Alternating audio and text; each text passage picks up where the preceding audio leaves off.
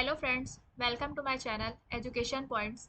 हम उम्मीद करते हैं कि आपकी सीजी टेट सी टेट की तैयारी अच्छी चल रही होगी। आज हम देखने वाले हैं बाल विकास एवं शिक्षा शास्त्र से संबंधित टॉप 30 एमसीक्यू। आज का हमारा टॉपिक है अभिप्रेरणा, मोटिवेशन। तो हम एमसीक्यू देखने से पहले अभिप्रेरणा, मोटिवेशन के बारे में कुछ बातें जान लेते हैं।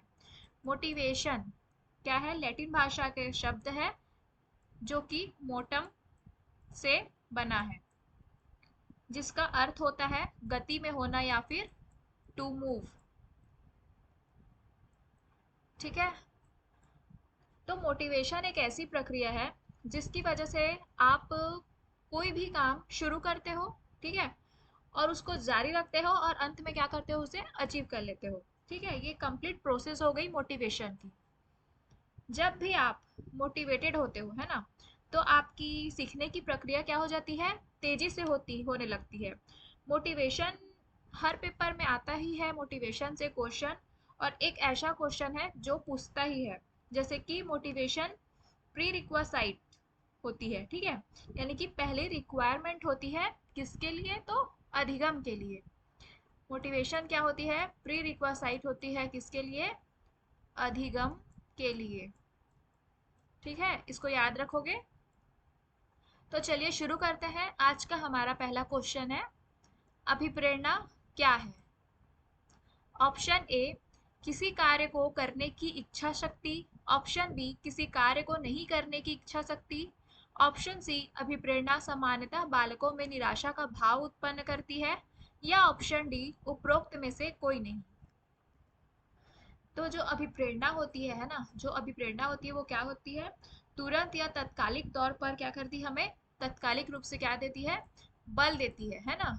जब हम मोटिवेटेड होते हैं तो हम तेजी से उस कार्य को करते हैं, चाहे वो कोई भी कार्य हो। तो इसका सही आंसर क्या होगा, ऑप्शन ए। क्योंकि इसमें कार्य को नहीं करने की इच्छा शक्ति, ये तो गलत हो जाएगा। समानता बाल निराशा का भाव, ये तो नेगेटिव हो गया है ना, तो उपरोक्त में से ये भी गलत हो गया। Option A is the right answer. प्रश्न 2, निम्नलिखित में से किस मनोवैज्ञानिक ने अभिप्रेरणा को सीखने का राजमार्ग बताया है? Option A Skinner, option B Crow एवं Crow, option C Gates, option D Woodworth. तो इसका सही आंसर है ऑप्शन ए, स्किनर ने अभिप्रेरणा को सीखने का राजमार्ग बताया है और सर्वोत्कृष्ट मार्ग भी बताया है। ठीक है, सर्वोत्कृष्ट मार्ग भी बताया है। प्रश्न 3, जिस लक्ष्य के प्रति पहले कोई आकर्षण नहीं था, उस लक्ष्य के प्रति कार्य करने की उत्तेजना ही अभिप्रेरणा है। अभिप्रेरणा के संदर्भ में यह कथन किस मनोवैज्ञानिक का है? Option A Woodworth, option B Good, option C Bernard, option D Skinner. यह जो कथन है वो किसका है, तो ऑप्शन सी बर्नार्ड का है। प्रश्न 4, एक विद्यार्थी मेडिकल कॉलेज में दाखिला लेने के लिए कठिन परिश्रम करता है ताकि वह प्रवेश परीक्षा में उत्तीर्ण हो सके। यह विद्यार्थी खालिस्तान से अभिप्रेरित है। ऑप्शन ए व्यक्तिक, ऑप्शन बी अनुभाविक, ऑप्शन सी आंतरिक बाह्य, ऑप्शन डी बाह्य। यहाँ पर ऑप्शन सी में सिर्फ आंतरिक है, ठीक है। तो जो एक विद्यार्थी है वो मेडिकल कॉलेज में दाखिला लेने के लिए क्या कर रहा है, कठिन परिश्रम कर रहा है ताकि वो प्रवेश परीक्षा में क्या हो सके, उत्तीर्ण हो सके। तो व्यक्ति किस रूप से अभिप्रेरित है ये पूछा गया है। तो व्यक्तिक नहीं होगा, अनुभाविक नहीं होगा, आंतरिक और बाह्य ये दोनों में से एक होगा। तो इसका सही आंसर क्या होगा, आंतरिक रूप से क्या है, वो व्यक्ति अभिप्रेरित है।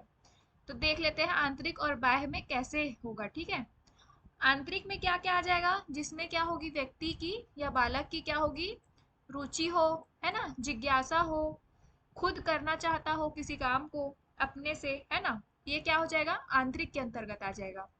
और बाह्य रूप से जब बोलेगा तो जैसे उसे बाहरी रूप से किसी और व्यक्ति से क्या हो, प्रशंसा मिले, है ना, या प्रतिष्ठा, ये सब क्या हो जाएगा, बाह्य रूप में आ जाएगा।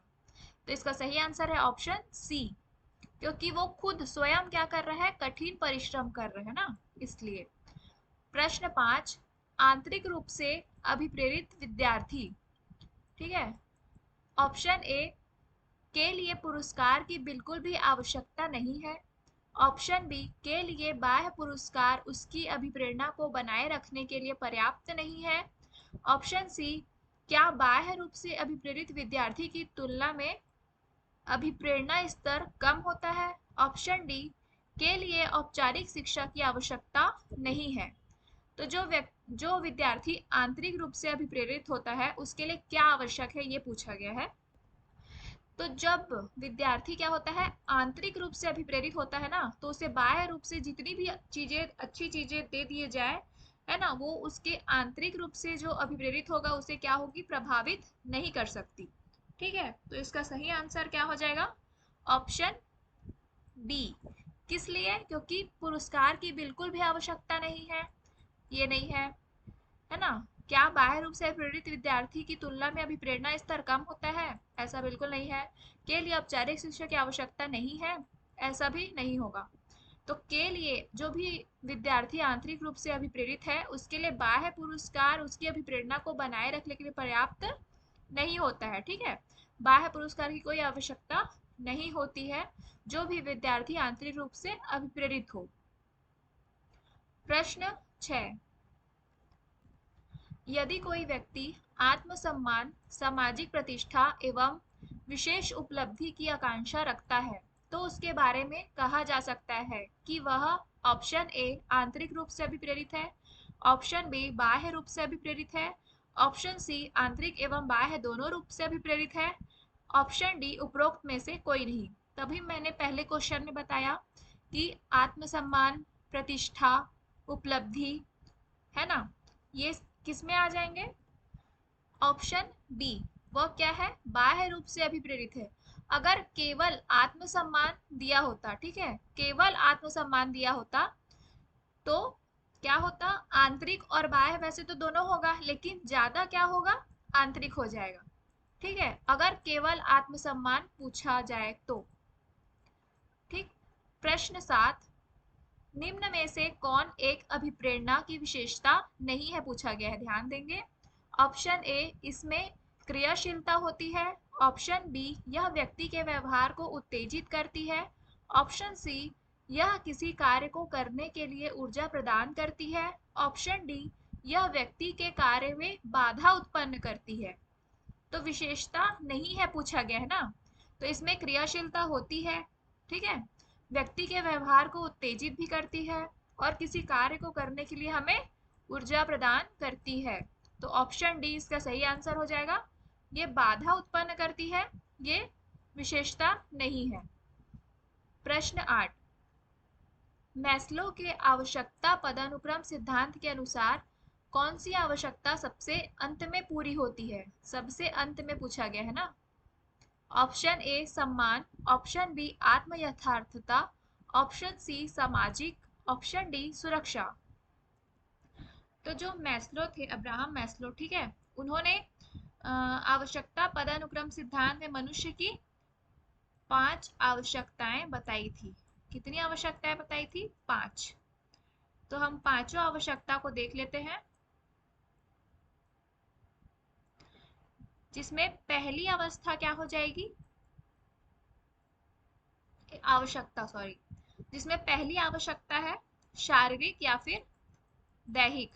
ठीक है, शारीरिक या फिर दैहिक।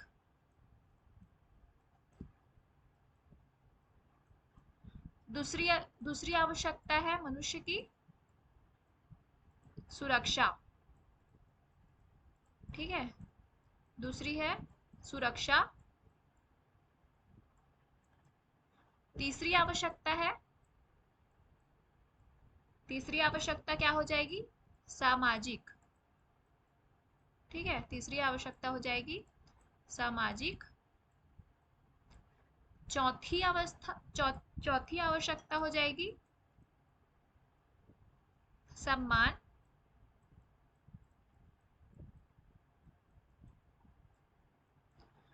और लास्ट पांचवी आवश्यकता है आत्म सिद्धि या फिर मोक्ष।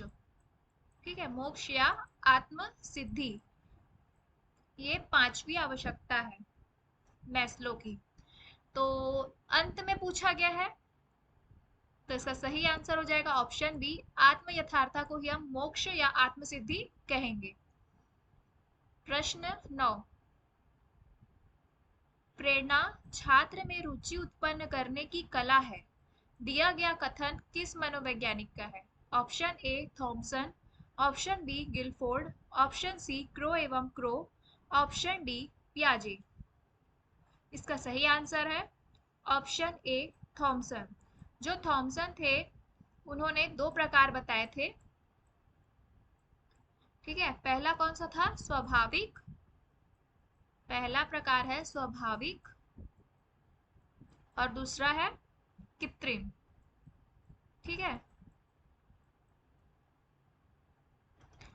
प्रश्न 10, मैस्लो के अनुसार निम्नलिखित प्रेरणाओं में सबसे अधिक शक्तिशाली प्रेरणाएं कौन सी है?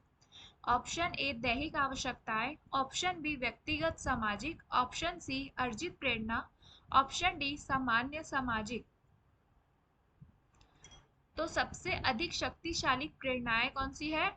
ऑप्शन सी अर्जित प्रेरणा सबसे सबसे शक्तिशाली प्रेरणा होती है, जो कि दूसरों से हम अर्जित करते हैं, है ना, अनुभव के द्वारा। ठीक है, दूसरों से क्या करेंगे?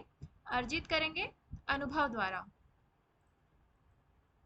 प्रश्न 11, अभिप्रेरणा से संबंधित सिद्धांत एवं उसके प्रतिपादक का नाम दिया गया है। निम्न में से कौन सा युग्म सही नहीं है? सही नहीं है बोला गया है ना, सही नहीं है बोला गया है। ऑप्शन ए मूल प्रवृत्ति का सिद्धांत, मूल प्रवृत्ति का सिद्धांत मैकडूगल, ऑप्शन बी मनोविश्लेषण का सिद्धांत मैस्लो, ऑप्शन सी शरीर क्रिया का सिद्धांत मॉर्गन, ऑप्शन डी सीखने का सिद्धांत कर्ट लेविन। कुर्ट लेविन, ठीक है, यहाँ पर कुर्ट लेविन कर देंगे। तो मूल प्रवृत्ति का सिद्धांत ये तो मैकडूगल ने दिया था, शरीर क्रिया का सिद्धांत मॉर्गन ने दिया था, और सीखने का सिद्धांत कुर्ट लेविन ने दिया था। लेकिन मनोविश्लेषण का सिद्धांत मैस्लो ने नहीं दिया था। इसके पहले क्वेश्चन में ही बताया मैंने, मैस्लो ने आवश्यकता पदानुक्रम का सिद्धांत बताया है ना। और जो ये मनोविश्लेषण का जो सिद्धांत है ये किसका है? तो सिगमंड फ्रायड का है, याद रखेंगे, सिगमंड फ्रायड। ठीक है, मनोविश्लेषण का सिद्धांत किसने दिया था? सिगमंड फ्रायड ने दिया था। ठीक है। प्रश्न 12, उपलब्धि अभिप्रेरणा है। ऑप्शन ए चुनौतीपूर्ण कार्य करने में डटे रहने की प्रवृत्ति, ऑप्शन बी असफलता से बचने की प्रवृत्ति, ऑप्शन सी सफलता व असफलता को समान रूप से स्वीकार करने की तत्परता, ऑप्शन डी बिना विचारे जल्दबाजी में कार्य करने की प्रवृत्ति। इसका सही आंसर है ऑप्शन ए, चुनौतीपूर्ण कार्य करने में डटे रहने की प्रवृत्ति क्या होती है? उपलब्धि अभिप्रेरणा कहलाती है। असफलता से बचने की गलत, सफलता सफलता दोनों आ गया, ये भी गलत। बिना विचारे जल्दबाजी में कार्य करना, इससे तो उपलब्धि नहीं मिलेगी, है ना, तो ये भी गलत है। Option A is the right answer. प्रश्न 13, किसी कार्य को अपनी स्वयं की इच्छा से न करके दूसरे की इच्छा से करना पड़ता है, तो अभिप्रेरणा की कौन सी स्थिति होगी? सकारात्मक स्थिति, नकारात्मक स्थिति, उदासीन स्थिति, या इनमें से कोई नहीं? इसका सही आंसर है ऑप्शन बी, नकारात्मक स्थिति। क्यों नकारात्मक स्थिति? क्योंकि इसमें स्वयं की इच्छा क्या है? नहीं है। यदि स्वयं की इच्छा होती तो ये हो जाती सकारात्मक स्थिति। ठीक है, तो इसका सही आंसर है ऑप्शन बी, नकारात्मक स्थिति। प्रश्न 14, निम्नलिखित में से प्रेरणा देने वाला घटक है। ऑप्शन ए आकांक्षा, ऑप्शन बी प्रोत्साहन, ऑप्शन सी दंड, ऑप्शन डी या सभी। तो आप दंड को सही मत समझिएगा, ठीक है, देने वाला घटक मतलब दंड नहीं है ऐसा मत सोचिएगा, क्योंकि आकांक्षा भी प्रेरणा देता है, प्रोत्साहन भी और दंड भी, ये तीनों ही क्या करते हैं, हमें प्रेरणा देते हैं किसी न किसी प्रकार से। तो option D is the right answer, यह सभी। प्रश्न 15, प्रेरणा किसकी व्याख्या करती है? ऑप्शन ए व्यवहार क्या है, ऑप्शन बी व्यवहार के प्रभाव, ऑप्शन सी व्यवहार क्यों घटित होता है, या ऑप्शन डी इनमें से कोई नहीं। तो इसका सही आंसर है ऑप्शन सी, व्यवहार क्यों घटित होता है प्रेरणा इसकी व्याख्या करती है। क्योंकि व्यवहार यानी कि हम क्या मान ले, व्यवहार यानी कि अधिगम, अधिगम में आ गया। ठीक है, जो चीज हम पहले नहीं कर पा रहे थे उसे जब हमें प्रेरणा मोटिवेशन मिलती है तो हम उसे करने लग जाते हैं। ठीक है। प्रश्न 16, सीखने में अभिप्रेरणा की भूमिका होती है। ऑप्शन ए, यह बाल व्यवहार में परिवर्तन लाती है, ऑप्शन बी, यह चरित्र निर्माण में सहायता करती है, ऑप्शन सी, यह मानसिक विकास को बढ़ाती है, या ऑप्शन डी उपरोक्त सभी। तो ये तीनों ही क्या है, पॉजिटिव है ना। Option D is the right answer, उपरोक्त सभी। प्रश्न 17, सीखने में प्रेरणा का स्थान अत्यंत महत्वपूर्ण है क्योंकि इससे बालकों में ऑप्शन ए व्यक्तिगत विभिन्नताओं में कमी होती है, ऑप्शन बी शारीरिक विकास होता है, ऑप्शन सी अनुशासन की भावना का विकास होता है, या ऑप्शन डी सामाजिक गुण सीमित रहते हैं। है ना, तो कमी होती है ये नेगेटिव हो गया है ना, सीमित रहते हैं गुण ऐसा तो नहीं होता, शारीरिक विकास तो होता है लेकिन उससे ज्यादा पॉजिटिव आंसर क्या हो जाएगा, ऑप्शन सी, अनुशासन की भावना का विकास होता है। प्रश्न 18, सीखने के संदर्भ में दिया गया कथन व्यवहार के अर्जन में उन्नति की प्रक्रिया को सीखना कहते हैं, यह कथन किसका है? Option A Skinner, option B Vygotsky, option C Guilford, option D Crow एवं Crow. Option A is the right answer, यह कथन स्किनर का है। प्रश्न 19, सीखने में अभिप्रेरणा का क्या महत्व है? ऑप्शन ए, यह छात्रों में उत्सुकता उत्पन्न करती है, ऑप्शन बी, छात्रों को कार्य करने के लिए आंतरिक ऊर्जा प्रदान करती है, ऑप्शन सी, यह छात्रों में नैतिक मूल्यों को बढ़ाती है। ठीक है, तो इसका सही आंसर है option A, option B, option C, तीनों ही सही है, इसलिए ऑप्शन डी उपरोक्त सभी इज द राइट आंसर। प्रश्न 20, छात्रों को सीखने के प्रति आकर्षित करने के लिए अभिप्रेरणा महत्वपूर्ण भूमिका निभाती है, इसे बढ़ाने के लिए शिक्षकों को क्या करना चाहिए? ऑप्शन ए, छात्रों के मध्य प्रतिस्पर्धात्मक वातावरण, ऑप्शन बी, अच्छे विद्यार्थी को पुरस्कृत करना चाहिए, ऑप्शन सी, पढ़ाए जाने वाले विषय की उपयोगिता हो, या फिर ऑप्शन डी उपरोक्त सभी। तो इसका सही आंसर क्या हो जाएगा, ऑप्शन डी। क्यों? क्योंकि अभिप्रेरणा महत्वपूर्ण भूमिका निभाती है सीखने के प्रति आकर्षित करने के लिए, है ना। तो शिक्षकों जैसे जो शिक्षक होते हैं वो छात्रों को क्या करते हैं, अभिप्रेरित करते हैं, मोटिवेटेड करते हैं। कैसे? तो जैसे कोई भी क्वेश्चन पूछेंगे शिक्षक और वो पूछे बच्चों को बोलेंगे कि इसका आंसर सबसे पहले कौन बताएगा, है ना। तो प्रतिस्पर्धात्मक वातावरण हो जाता है, फिर अच्छे विद्यार्थी को पुरस्कृत करना, है ना, और पढ़ाए जाने विषय की उपयोगिता हो, ये तीनों ही इसमें आ जाएगा। तो option D is the right answer. प्रश्न 21, बालकों को पढ़ाते वक्त निम्न में से किस बात पर अधिक बल देना चाहिए? ऑप्शन ए, विषय वस्तु को रटने पर, ये तो नेगेटिव ऑप्शन है, विषय वस्तु को समझने पर, बातचीत करते हुए पढ़ने पर, है ना। अब बातचीत करते हुए पढ़ने पर बातचीत क्यों करेंगे, ये भी गलत हो जाएगा। तो इनमें से कोई नहीं, ये तो होगा नहीं, तो ऑप्शन बी, विषय वस्तु को समझने पर, ये इसका सही आंसर है। प्रश्न 22, बालकों को सीखने की प्रक्रिया में कौन सा पर्यावरणीय कारक योगदान देता है? ऑप्शन ए, पर्यावरण का प्रभाव, ऑप्शन बी, वंशानुक्रम, ऑप्शन सी, कक्षा का परिवेश, ऑप्शन डी, यह सभी। तो पर्यावरणीय कारक बोला है, इसमें वंशानुक्रम नहीं आएगा। ठीक है, तो option A is the right answer, पर्यावरण का प्रभाव। कक्षा का परिवेश भी होता है ना, इसमें ऑप्शन में ए और सी, ए और सी दोनों ही सही है। अगर यदि ए और सी सही लिखा होता तो हम उसे टिक करते। ठीक है, ऑप्शन में ए और सी होता तो आप उसे टिक करती। प्रश्न 23, सीखने की प्रक्रिया में निम्न में से कौन सा व्यक्तिगत कारक योगदान देता है? ऑप्शन ए बालकों को सीखने की रुचि, ऑप्शन बी शारीरिक व मानसिक दशाएं, ऑप्शन सी बुद्धि, ऑप्शन डी यह सभी। तो इसका सही आंसर होगा ऑप्शन डी, यह सभी। सीखने की प्रक्रिया में ये सभी कारक क्या करते हैं, अपना अपना योगदान देते हैं। प्रश्न 24, निम्नलिखित में से कौन सा एक सोचने की प्रक्रिया का अभिन्न अंग है पूछा है? ऑप्शन ए बुद्धि, ऑप्शन बी रुचि, ऑप्शन सी अनुकरण, ऑप्शन डी अनुशासन। है ना, तो सोचने की प्रक्रिया, है ना, सोचने की प्रक्रिया यानी कि चिंतन से रिलेटेड है, तो इसका सही आंसर हो जाएगा ऑप्शन ए बुद्धि। प्रश्न 25, निम्नलिखित में से कौन सी अभिप्रेरणा की असत्य विशेषता है? असत्य विशेषता पूछा है। ऑप्शन ए अभिप्रेरणा में व्यक्ति का व्यवहार लक्ष्योन्मुखी होता है, ऑप्शन बी व्यवहार निरंतरता प्रदान करता है, ऑप्शन सी प्रेरित व्यवहार की प्रकृति कठोर होती है, ऑप्शन डी अभिप्रेरणा मनुष्य में ऊर्जा परिवर्तन करती है। तो इसका सही आंसर है ऑप्शन सी, जो प्रेरित व्यवहार की प्रकृति कठोर होती है, ऐसा तो नहीं होता है ना, कठोर होती है नेगेटिव हो जाएगा, इसलिए ये इसका सही आंसर है ऑप्शन सी, क्योंकि इसमें असत्य कथन पूछा गया है। प्रश्न 26, निम्नलिखित में से कौन सा जन्मजात प्रेरक नहीं है पूछा है?